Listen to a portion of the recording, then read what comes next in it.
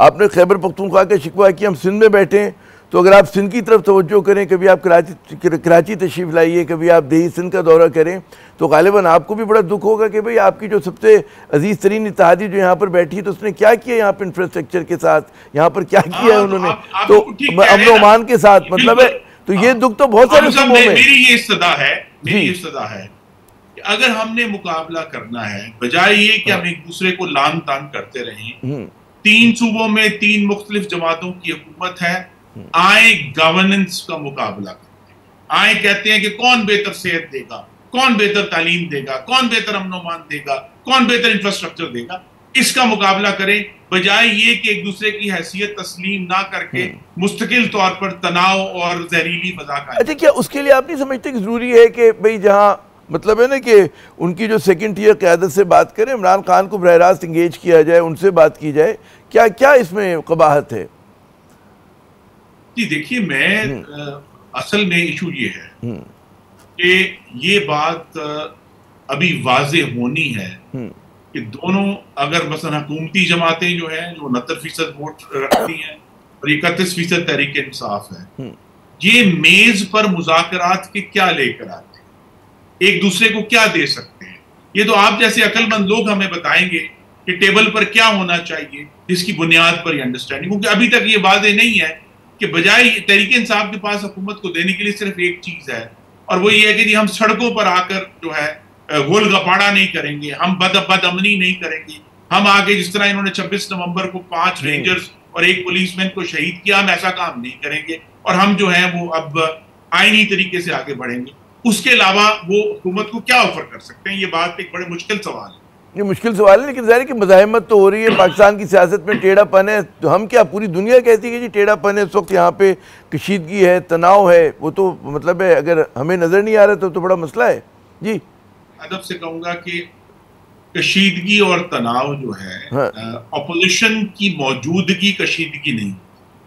वो कशीदगी और तनाव जो था वो 26 नवंबर का एक फैसला कुन दिन था, उसके बाद से कशीदगी और तनाव खत्म हो गए। अब एक ऑपोजिशन है और वो ऑपोजिशन अपोज करती है, तो हम उसको कशीदगी और तनाव नहीं कह सकते, उन्होंने उनका काम है, चले मैं ये पॉइंट नोट अल्टरनेटिव। मैं चाहूंगा वो वक्त कम है हमारे पास, मैं एक और बड़ी अहम मामले की तरफ आपकी तवज्जो मबजूल कराऊं, मुझे पता है आपके भी बड़ा दिल के करीब है, बलूचिस्तान का जो इशू है उसमें हम देखते हैं कि डॉक्टर मालिक अब्दुल मालिक साहब की जो है नवाज शरीफ साहब से मुलाकात हुई, उनको यकीन दहानी कराई गई कि जी बहुत जल्द जो है वो नवाज शरीफ साहब वहाँ का दौरा करेंगे, कंसेंसस बिल्डिंग की बात होगी, सियासी हल तलाश किया जाएगा, उसमें कोई पेशरफ्त हो रही, क्योंकि वो भी एक सुलगता हुआ मसला है पाकिस्तान का। जी इसमें कोई शक नहीं है, और मैंने तो एक पार्टी के रुकन होने के नाते मेरी तजवीज़ में नंबर 1 के ऊपर ये है कि अभी ये जो मार्का हक हुआ है उसके नतीजे में जी जो कौमी इत्तेमाद बढ़ा है और इत्तेफाक बढ़ा है,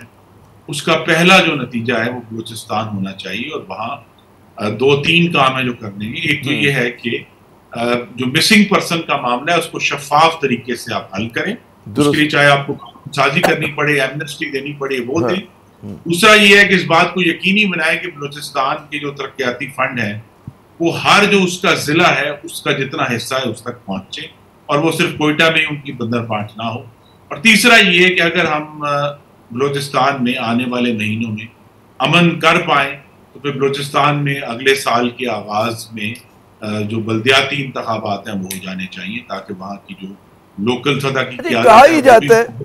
कहा ही जाता है कि बलूचिस्तान में फंड्स की कमी नहीं है, फंड्स तो हैं, लेकिन बहुत ज़्यादा बदनवानी होती है, बेहिसाब बदनवानी होती है, और वो जो ज़ाहिर है कि वहाँ के कहते हैं ना असेंबली को भी लोग तंदन हाउस ऑफ लॉर्ड्स कहते हैं। जी उसका यही, इसीलिए मैंने अर्ज किया जो मेरा दूसरा नुक्ता था कि जिस तरह हम एक नेशनल फाइनेंस कमीशन अवार्ड करते हैं, गालिबन बलूचिस्तान पहला सूबा होना चाहिए जिसको वफाक और सूबा मिलकर एक प्रोविंशियल फाइनेंस कमीशन करें और एक मंतकी बुनियाद पर हर जिले के लिए जो तरक्याती फंड है वो मुख्तस किए जाएं और वो लगाए जाएं, उसमें चाहे अगर वफाक की तरफ से निगरानी होती है वो भी, क्योंकि जो अभी आज का तरीका है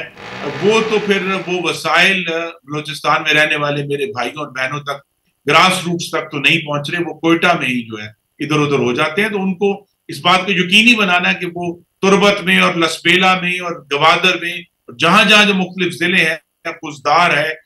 जो है सुई है, हर जो जिला है बलूचिस्तान का उस तक जो तरक्याती फंड है वो मिले, और वहां तरक्याती फंड वहां तालीम पर, सेहत पर, अमन और अमान पर खर्चों, इसमें कोई शक नहीं। पिछले 16 साल से बलूचिस्तान जिसकी आबादी 6% है, उसको वफाक की तरफ से 9.1%, यानी कोई 150 गुना ज्यादा हिस्सा मिल रहा है अपनी आबादी का, तो उसको इस्तेमाल होता और लगता हुआ नजर आना चाहिए।